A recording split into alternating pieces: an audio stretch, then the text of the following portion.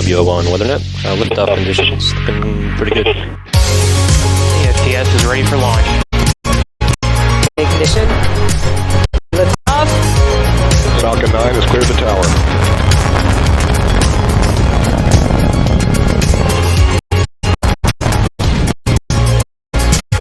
Ten, 9, 8, 6, 5, 3, 2, 1.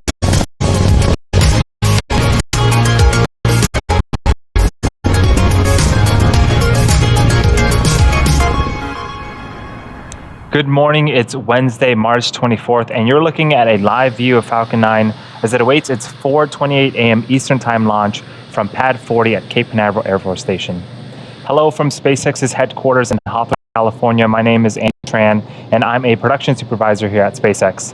You're watching a live view of our live webcast for our 23rd Starlink mission and our 9th mission of 2021.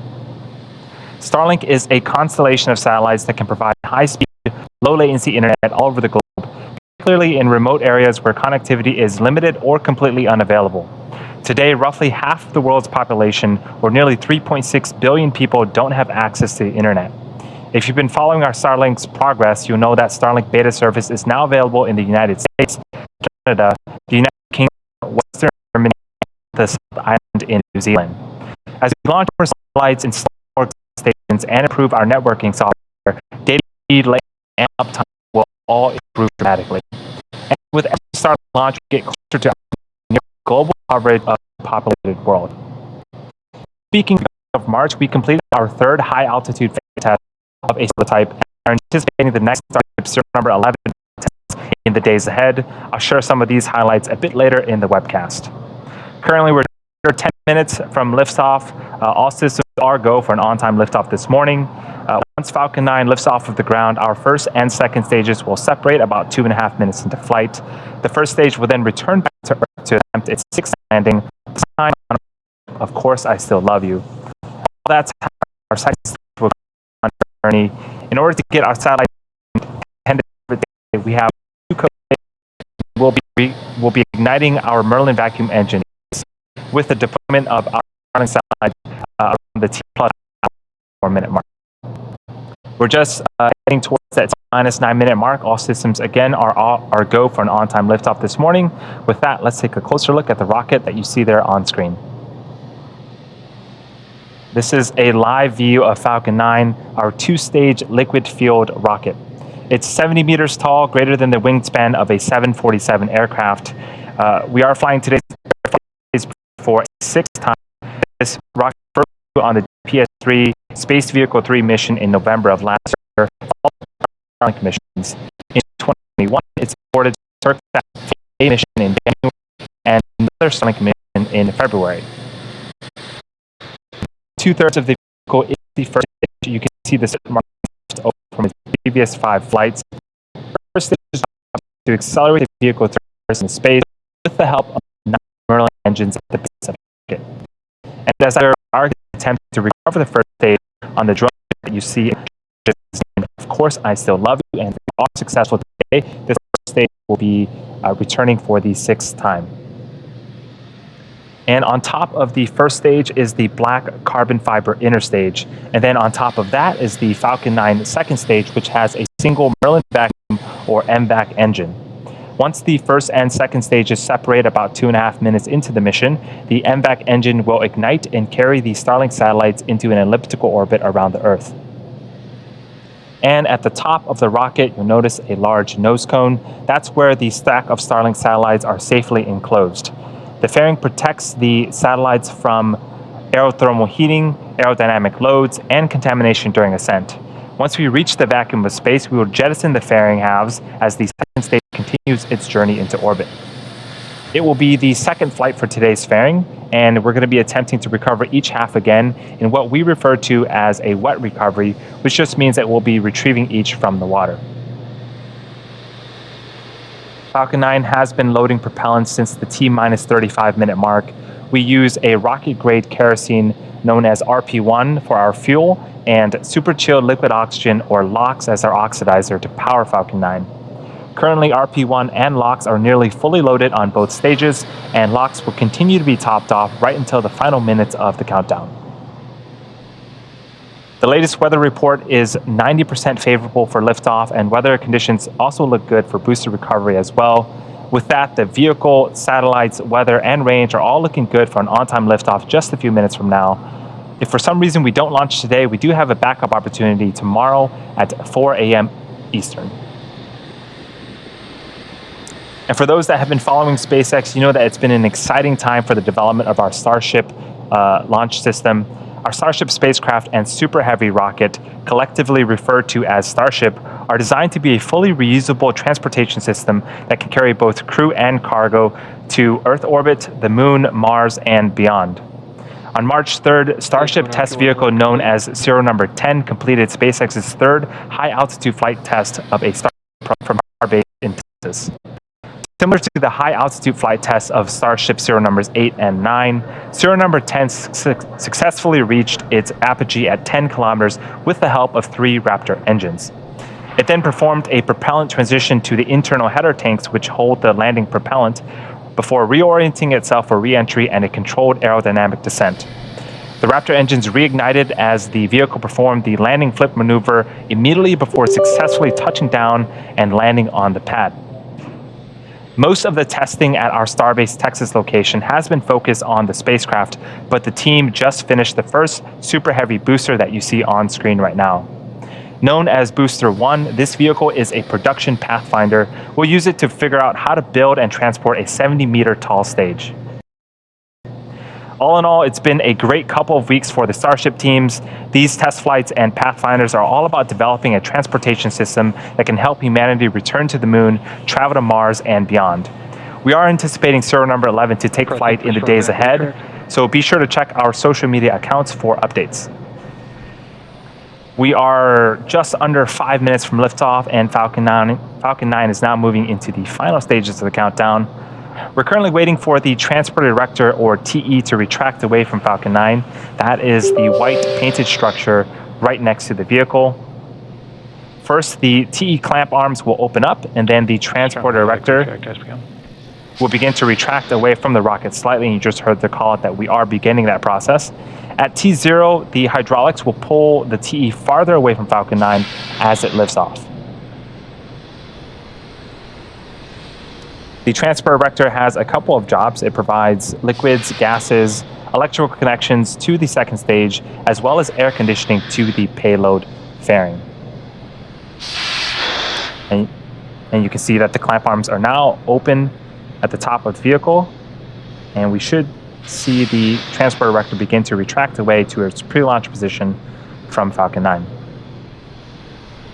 The first and second stages are both nearly fully loaded with 1 million pounds of kerosene fuel and liquid oxygen. Super Chill liquid oxygen is our propellant oxidizer. That is what's creating those white clouds that you see around Falcon 9. And that's because the warm, humid, ambient air causes the liquid oxygen to turn into gas. The first stage should finish prop loading around the T-3 minute mark, and the second stage should finish about a minute later around the T-2 minute mark. At T-minus 60 seconds, Falcon 9 is in startup. This means that the rocket's autonomous internal flight computers have taken over the launch countdown.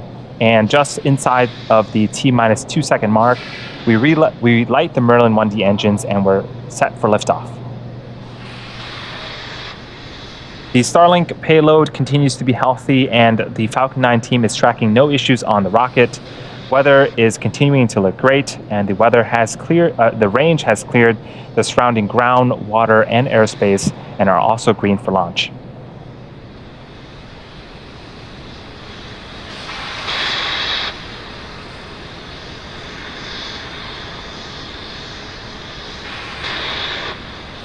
For those of you just joining us, what you're seeing on screen right now is a live view of Falcon 9 at Space Launch Complex 40 in Cape Canaveral, Florida. We're just a few minutes away from liftoff.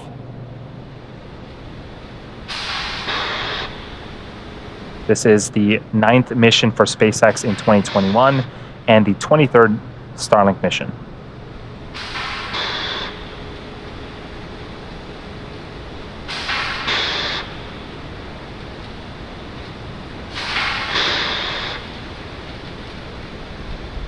And at this stage, the vehicle should be completing second stage LOX loading. Stage 2 LOX load complete. And there's the call out. That is the last of propellant loading for Falcon 9. We're continuing to see liquid oxygen being vented from the transport erector lines. This is normal and expected for us at this stage in the countdown. Ground gas closeouts.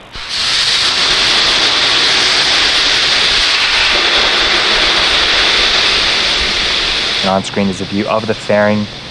Inside that fairing are the Starlink satellites that we're going to be sending into orbit today.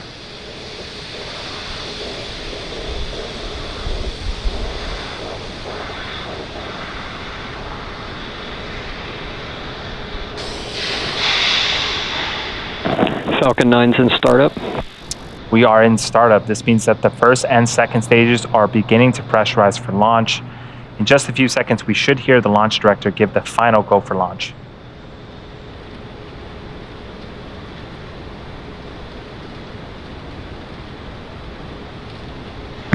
Falcon 9, Starlink LD is go for launch. And just over 30 seconds, all systems are a go for launch. Let's listen into terminal count and watch as Falcon 9 takes our 60 Starlinks into orbit.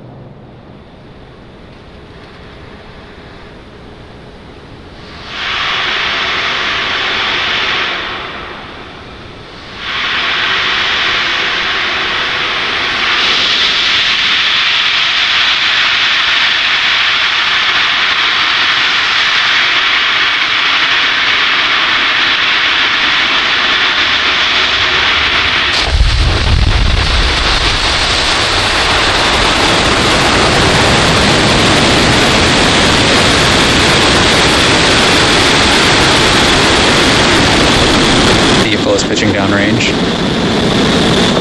Stage 1 chamber pressure is nominal.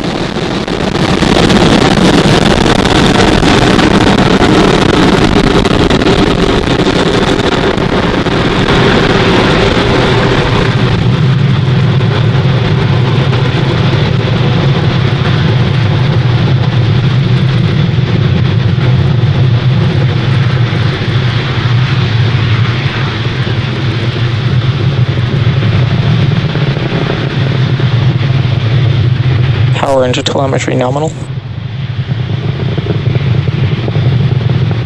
We're just under a minute into flight. Falcon 9 has successfully lifted off from Pad 40 at Cape Canaveral Air Force Station, carrying our Starlink payloads into orbit. In just a few seconds here, we should be Vehicle is supersonic. hitting max Q, or maximum aerodynamic pressure.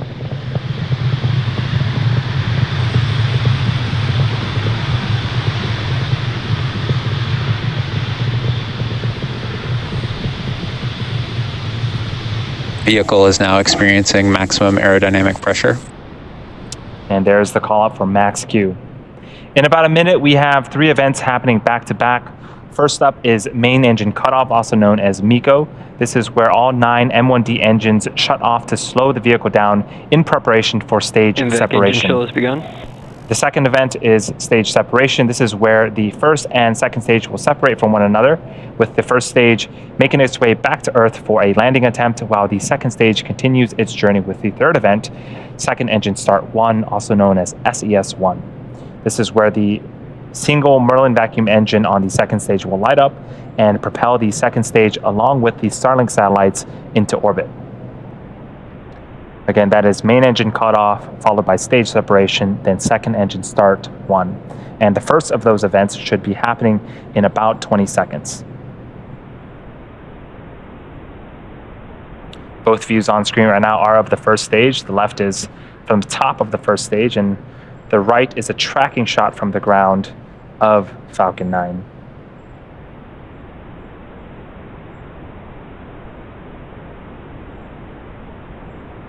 Main engine cutoff. Stage separation confirmed.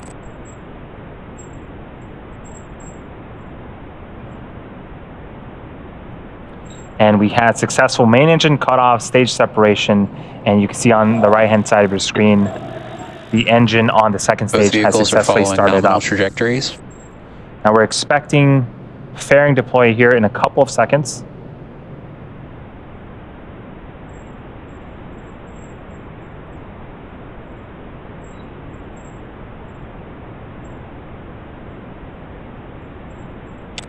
fairing separation confirmed.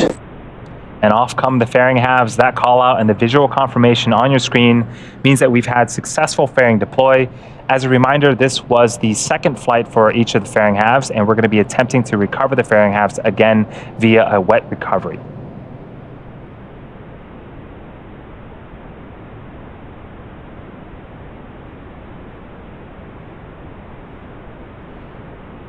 We are at T plus 3 minutes and 50 seconds into flight.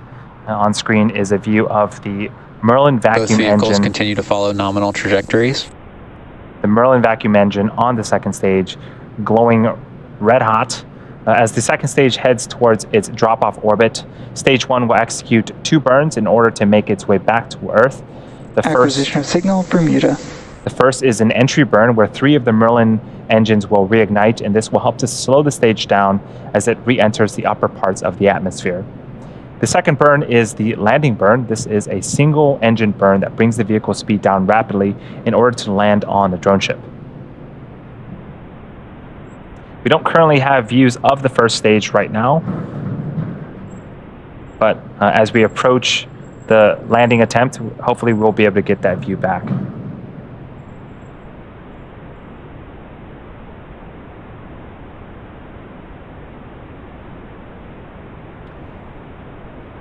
The Merlin engines on the first stage are optimized for sea level, and they can achieve 190,000 pounds of thrust during ascent and descent. The Merlin vacuum engine you see on screen is optimized for the vacuum of space, Both vehicles continue to follow nominal trajectories. producing over 220,000 pounds of thrust in a vacuum.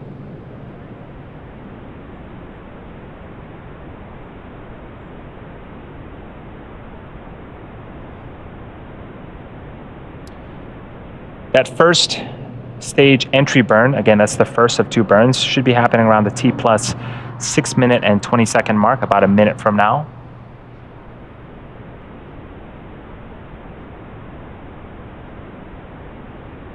The Starlink satellites that are on the opposite side of the second stage, we're going to be putting them in low Earth orbit around 550 kilometers in altitude. Most satellites are in geostationary orbit at an altitude of about 36,000 kilometers. When satellites are farther away from Earth, the round-trip data time between the user and satellite, also known as latency, is much higher, resulting in poor performance for activities such as video calls and online gaming. The Starlink satellites, however, operate at over 60 times closer to Earth than traditional satellites, resulting in a much lower latency.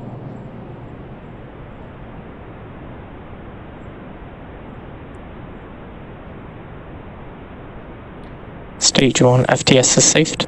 And there's the first stage on the left-hand side of your screen. Stage 1 entry burn startup. And we have successful stage 1 entry burn start. This burn's going to last for about 20 seconds.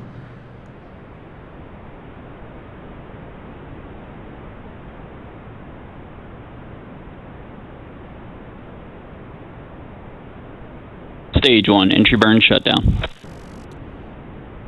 And stage 1 entry burn has completed.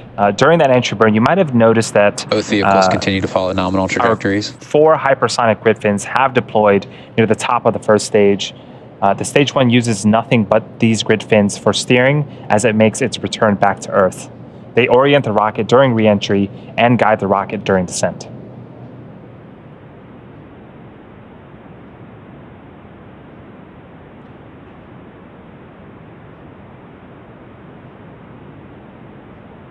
The next milestone for this mission is our landing of the first stage. That's going to be happening in about 40 seconds, with the entry burn starting around the T plus 8 minute mark.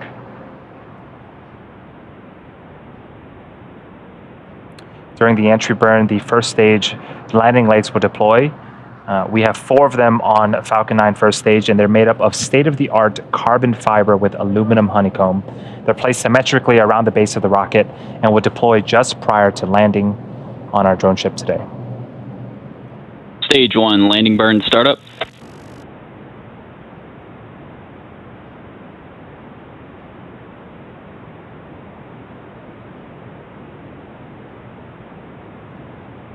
There's a view of our drone ship as Falcon 9 approaches.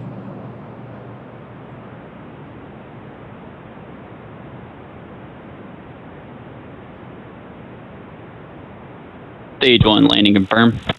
We didn't quite Stage 2 get is the under video, but terminal we did guidance. get confirmation that we did indeed land the first stage. That is the 6th for the. Oh, there's the visual. This is the 6th time for this Stage 2 booster, FTS is safed. and the 78th successful recovery of a Falcon 9 first stage. What a way to start off the mission today.